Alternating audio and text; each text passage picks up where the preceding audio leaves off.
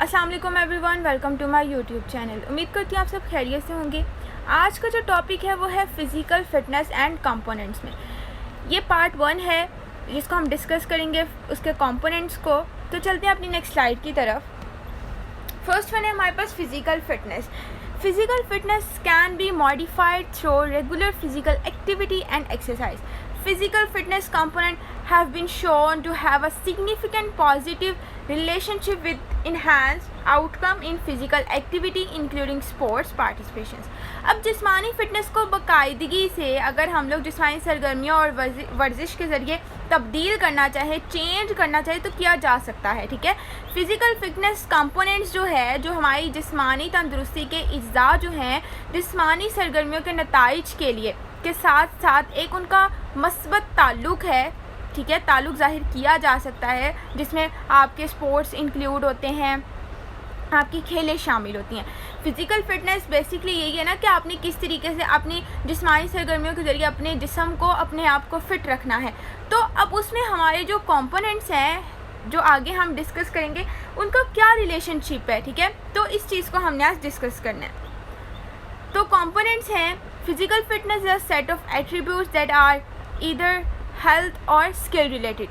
तो सबसे पहले आज हम लोग सिर्फ डिस्कस करेंगे हेल्थ रिलेटेड को।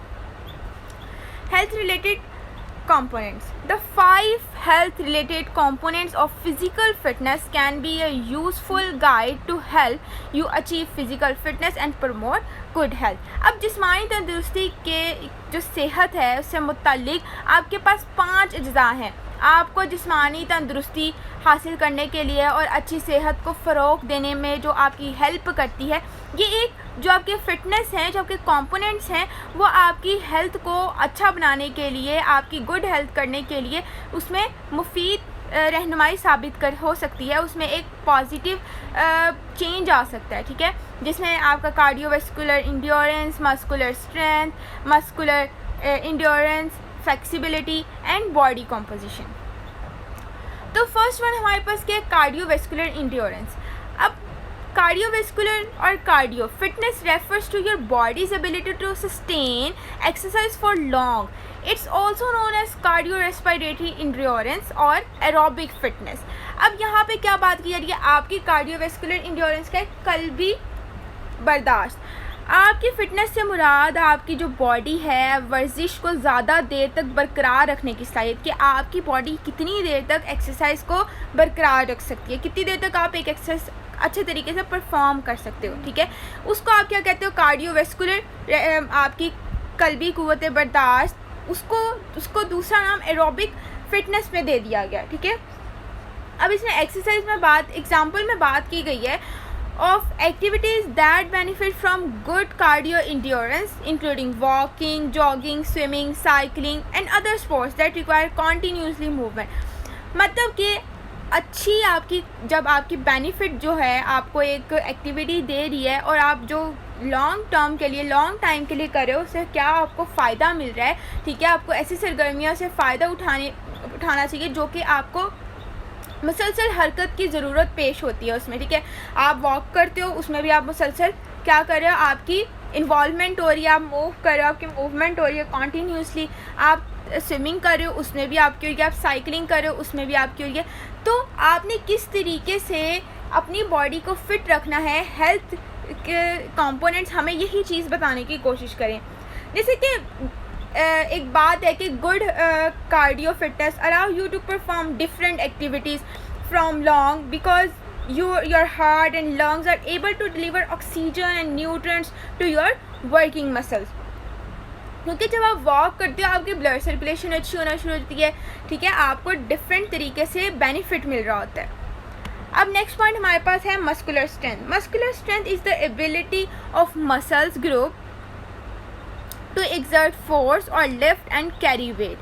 The stronger your muscles, the heavier weight you can lift and move. मतलब पट्ठों की ताकत, आपकी मसल्स की कितनी स्ट्रेंथ है, आप अपने आपके जो मसल स्ट्रेंथ है जो आप, या फिर आपके जो ग्रुप ऑफ मसल्स हैं, आपके पट्ठों के जो ग्रुप हैं, उनकी ताकत, वो एक वज़न उठाने की कितनी सलाहियत है उनमें। ठीक है, वो आपके जो पट्टे हैं जितने मजबूत होंगे उतनी वो भारी वज़न उठा सकते होंगे।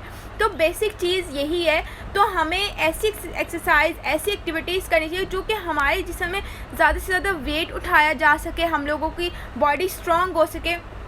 क्योंकि आपकी बॉडी एक अच्छे तरीके से तभी दिखेगी जब आप लोग एक बिल्कुल एक प्रॉपर तरीके से एक स्ट्रेटजी बनाकर आप उस चीज़ पर काम कर रहे होगे, आप एक्सरसाइज कर रहे होगे, आप डिफरेंट एक्टिविटीज़ कर रहे होगे, ठीक है, जिससे आपके पट्टे, आपके मसल स्ट्रेंथ, आपके मतलब कि ब्लड सर्कुलेशन अच्छी हो रही होगी, ठीक है।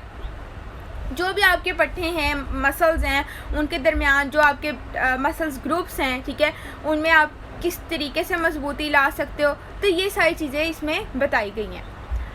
अब नेक्स्ट है मस्कुलर इंड्योरेंस। मस्कुलर इंड्योरेंस क्या होती है? हमारे पास पट्टों की बर्दाश्त।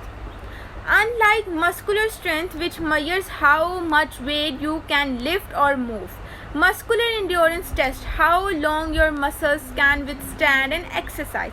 मतलब कि आपकी जो मसल्स की ताकत है, स्ट्रेंथ है, उसमें आप अंदाज़ा लगा सकते हो कि आप कितना वज़न उठा सकते हैं या कितनी हरकत कर सकते हैं, कितनी मूवमेंट कर सकते हैं और कितना ज़्यादा वेट उठा सकते हैं। तो आपने ये क्या किया? अपने मसल्स को चेक आउट किया कि आपके मसल्स कितनी वर्जिश को बर्दाश्त कर सकते हैं।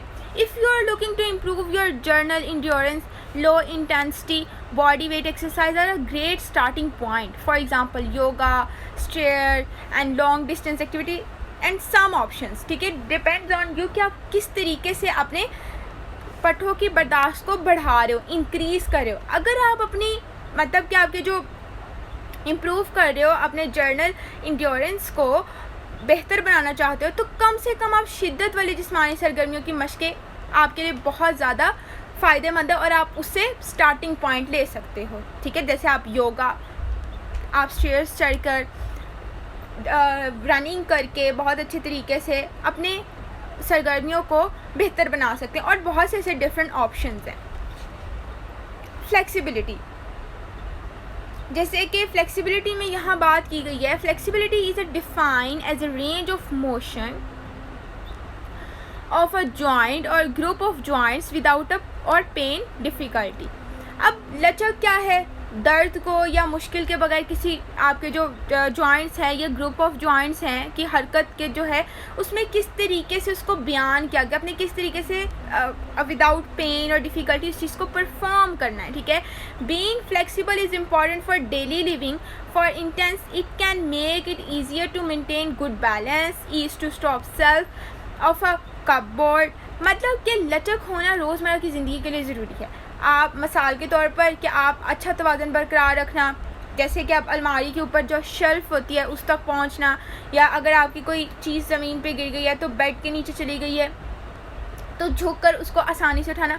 मतलब कि आप इतने आसान तरीके से चीज़ों को झुककर या उस तक पहुंचकर आप उस चीज़ को काम कर सको, उस चीज़ को ले सको, ताकि आपकी कोई मसल्स में या आपकी बॉडी में कोई भी खिंचाव ना आए। तो वो आपकी फ्लेक्सिबिलिटी होगी कि जब आप उस चीज़ को अच्छे तरीके से परफॉर्म कर रहे हो, आपको बहुत आसानी हो रही है चीज़ों को पिक करने में, चीज़ों को रखने में, झुकने में, ठीक है, और डिफरेंट एक्सरसाइज करने में। अब हमारे पास लास्ट पॉइंट है बॉडी कॉम्पोजिशन। अब बॉडी कॉम्पोजिशन हमारे जिस्म की साख्त है कि body composition is the last health related component of fitness. It's describe the ratio of fat mass to fat free mass. Having a greater muscles in bones mass is linked with improved healthy outcomes and a lower risk of chronic disease। मतलब हमारी जो जिस्मानी साख्त है, हमारी सेहत से मुतल्लिक fitness का आखिरी पार्ट है, आखिरी जुज़ है।